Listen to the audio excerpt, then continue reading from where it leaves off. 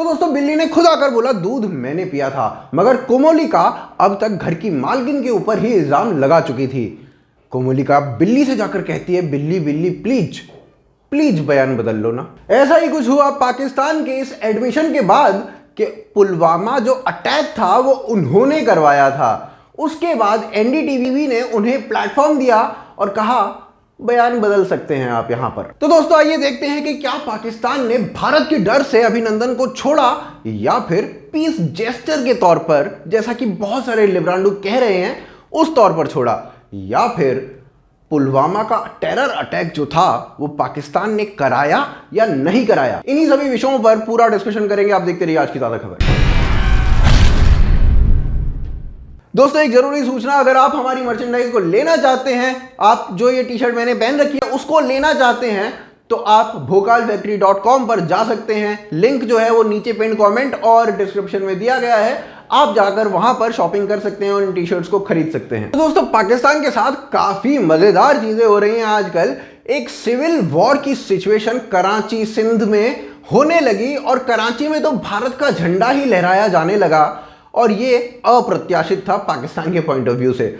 वहीं दूसरी ओर पाकिस्तान के कुछ डिप्लोमेट्स अभी जूम पर एंटी इंडिया और कश्मीर को आजाद कराने वाली एक मीटिंग कर रहे थे जूम के ऊपर। अब वो जो डिप्लोमेट्स बात कर रहे थे उनको हैक करके भारत के सोशल मीडिया यूजर्स ने हनुमान जी के गाने जला दिए और प्रो इंडिया गाने जला दिए। अब उनको समझ में नहीं आ रहा था कि इनको डील कैसे करें भाई। And I am aware that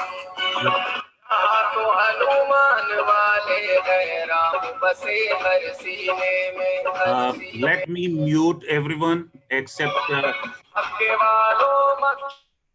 इसके अलावा पाकिस्तानी प्रधानमंत्री यानी कि इमरान खान ने काफी भर्त्सना की फ्रांसीसी प्रेसिडेंट इमैनुअल मैक्रोन की, जिसके बाद फ्रांसीसी प्रेसिडेंट की डर के मारे हंसी छूट गई। उसके बाद पाकिस्तान ने फ्रांस से कहा कि हम फ्रांस से अपना एम्बेसडर वापस बुला लेंगे। फ्रांस ने इस पर कहा मगर कैसे, फ्रांस में तो आपका एम्बेसडर है ही नहीं, और जो चीज है ही नहीं उसे वापस कैसे बुलाओगे। तो पाकिस्तान ने कहा बिल्कुल वैसे ही जैसे हमने इंडिया के खिलाफ युद्ध जीते हैं, सपने में। फिर उसके बाद अगला कांड तो पाकिस्तान की संसद में ही हो गया और ऑन रिकॉर्ड बयान दिया गया कि शाह महमूद कुरैशी और पाकिस्तान के आर्मी के चीफ की टांगे थर थर थर थर कांप रही थी। क्यों? क्योंकि उन्होंने एक भारत से धमकी भरा मैसेज सुना था, और मैसेज यह था कि अगर उन्होंने अभिनंदन को नहीं छोड़ा तो भारत रात के 9 बजे पाकिस्तान पर युद्ध कर देगा। ऐसा कहना है ऑपोजिशन के लीडर का। और अभिनंदन की क्या बात करते हैं। मुझे याद है शाह महमूद कुरैशी साहब उस मीटिंग में थे जिसमें प्राइम मिनिस्टर साहब ने आने से इनकार कर दिया और चीफ ऑफ आर्मी स्टाफ तशरीफ लाए।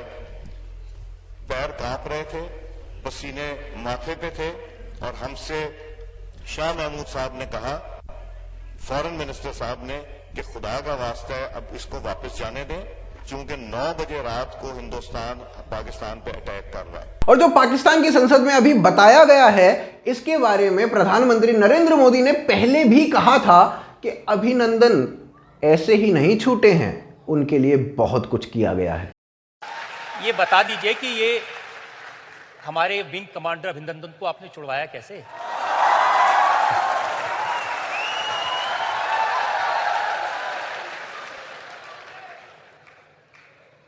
वो एक रात थी,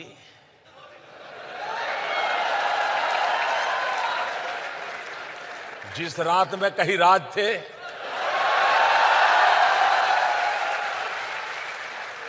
राज को राज ही रहने दीजिए। अमेरिका ना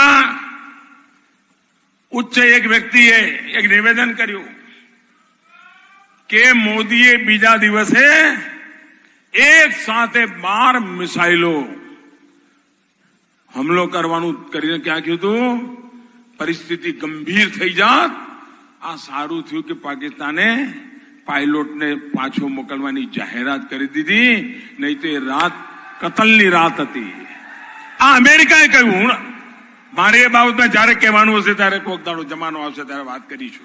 वैसे तो नरेंद्र मोदी ने यह कहा था कि उस रात को जो बात हुई उसको राज ही रहने दो, मगर वो राज पाकिस्तान के ऑपोजिशन के लीडर ने पूरी तरीके से खोल दिया। भारत ने इतना सब कुछ किया विंग कमांडर अभिनंदन को वापस लाने के लिए, मगर हमारे लिबरांडुओं ने इमरान खान को नोबेल पीस प्राइज दिलवाने की पूरी कवायद रच दी थी।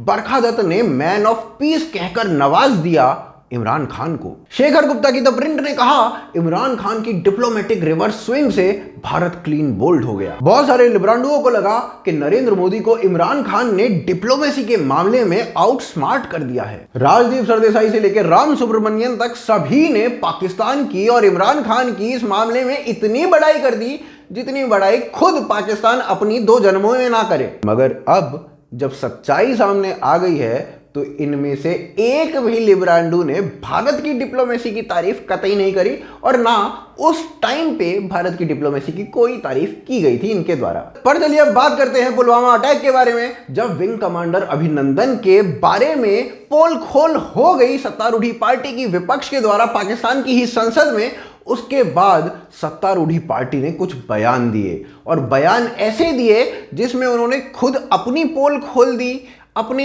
देश की पोल खोल दी और अपने ऊपर गर्व भी महसूस किया। कमाल के लोग हैं। सत्तारूढ़ी पार्टी ने बयान दिया कि पुलवामा में हमने भारत को भारत में घुस के मारा था। Boys played well. जिस एतमाद से उन्होंने आके ये बातें की यहां पर कि स्पीकर जनाब शाह महमूद कुरैशी साहब की टांगें कांप रही थी, कह रहे थे हिंदुस्तान हमला कर रहा है। हमने हिंदुस्तान को घुस के मारा है जनाब स्पीकर वहां पे। और पुलवामा में जो कामयाबी है, पुलवामा में जो हमारी कामयाबी है, वो इमरान खान की क़यादत में इस कौम की कामयाबी है। उसके हिस्सेदार आप भी सब हैं, उसके हिस्सेदार हम भी सब हैं। अब पुलवामा में घुसकर मारा था का क्या मतलब है? क्या पुलवामा जो अटैक हुआ था उसको स्पॉन्सर पाकिस्तान ने किया था? क्या ये एडमिशन पाकिस्तान के मिनिस्टर ने कर दिया है?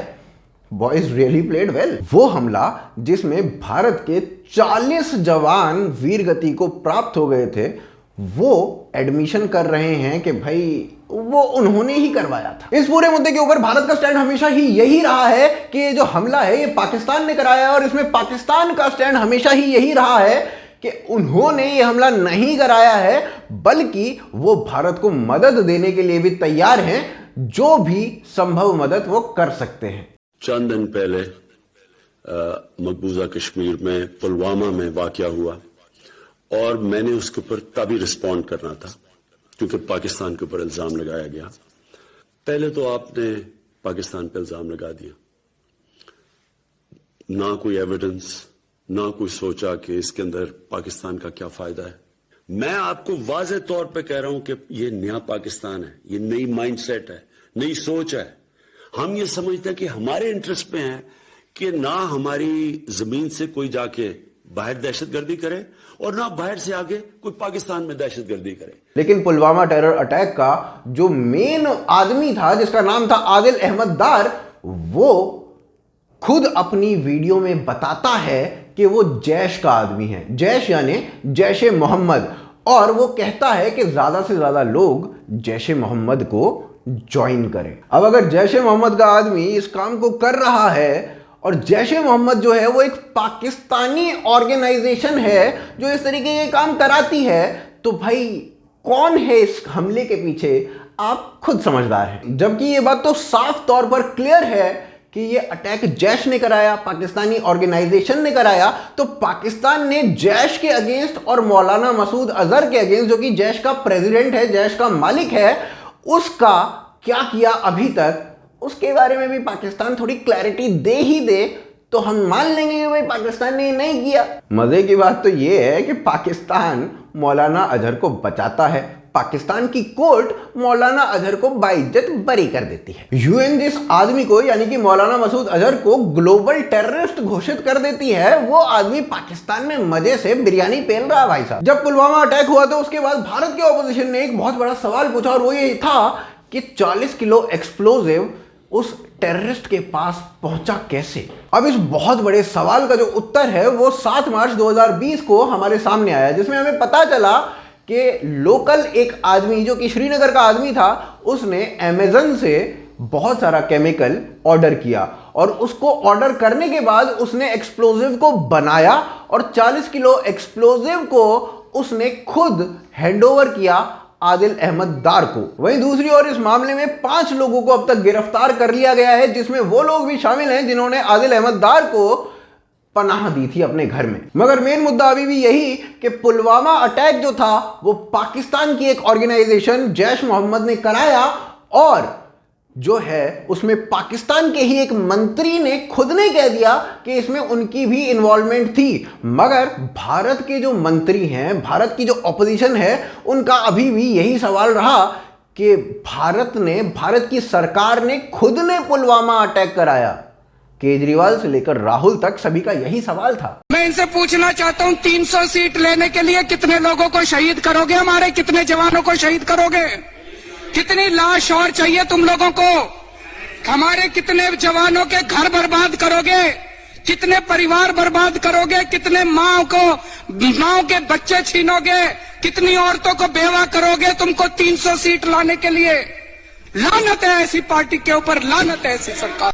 भारतीय जनता पार्टी लाशें गिन रही है कि कितनी लाश हो गई, अब इतनी सीट आएगी हमारी। जहां एक और पाकिस्तान को इन हमलों के ऊपर गर्व होता हुआ महसूस हो रहा है, वहीं एनडीटीवी और राजदीप सरदेसाई एक मंच दे रहे हैं उन मिनिस्टर्स को और कह रहे हैं कि आप ना क्लैरिफाई कर दो कि क्या आपने सही में ऐसा कहा था, क्योंकि भारत में ना बहुत सारे लोग ये मान रहे हैं कि पाकिस्तान ने ही हमला करवा दिया था। उसके बाद इंडिया टुडे और एनडीटीवी के ऊपर ये मिनिस्टर आते हैं पाकिस्तान के और कहते हैं कि मेरे बयान को ना तोड़ मरोड़ कर पेश किया गया है और मैंने ऐसा कहा ही नहीं कि पाकिस्तान ने पुलवामा अटैक कराया। मैंने तो ये कहा कि पुलवामा के बाद जो एयर स्ट्राइक हुई थी उसमें भारत ने पाकिस्तान के ऊपर अटैक किया, पाकिस्तान ने रिटेलिएट किया, तो वो रिटेलिएशन जो है वो हमारा जवाब था। मगर एनडीटीवी और राजदीप सरदेसाई दोनों ने ही काउंटर क्वेश्चन ये नहीं किया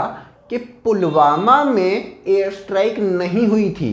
एक यही सवाल पूछ लेते तो कम से कम ये लग जाता कि आप निष्पक्ष हैं और भारत की साइड है। अब चलो सच जो भी हो, मगर इस बात से तो कोई डिनाई नहीं कर सकता कि पाकिस्तान की ऑर्गेनाइजेशन जैश ए मोहम्मद और उसके लीडर मौलाना मसूद अजहर ने इस हमले को कराया था।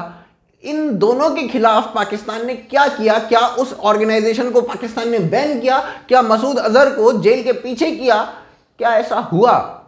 तो वो बता दो, हम मान जाएंगे कि भाई पाकिस्तान ने वो अटैक नहीं कराया। बाकी एनडीटीवी और राजदीप सरदेसाई का ये खेल अभी भी चल रहा है, जो खेल पहले चल रहा था और शायद आगे भी चलता ही रहेगा। उम्मीद है आपको ये वीडियो पसंद आई होगी, आपको पूरा जो टेक है इस पूरे मुद्दे पर वो पसंद आया होगा, जो हमारे सवाल हैं वो पसंद आए होंगे। आप इस वीडियो को ज्यादा से ज्यादा लोगों तक पहुंचाएंगे, आप हमें सपोर्ट करेंगे patreon.com पर और ज्वाइन बटन के थ्रू। दोनों ही की जो लिंक्स हैं वो नीचे पिन कमेंट में और डिस्क्रिप्शन में दिए गए हैं। आप हमें सोशल मीडिया के अन्य प्लेटफॉर्म्स जैसे कि ट्विटर, फेसबुक, इंस्टाग्राम पर भी फॉलो कर सकते हैं। सभी के लिंक्स डिस्क्रिप्शन में दिए गए हैं। आप देख रहे हैं आज की ताजा खबर।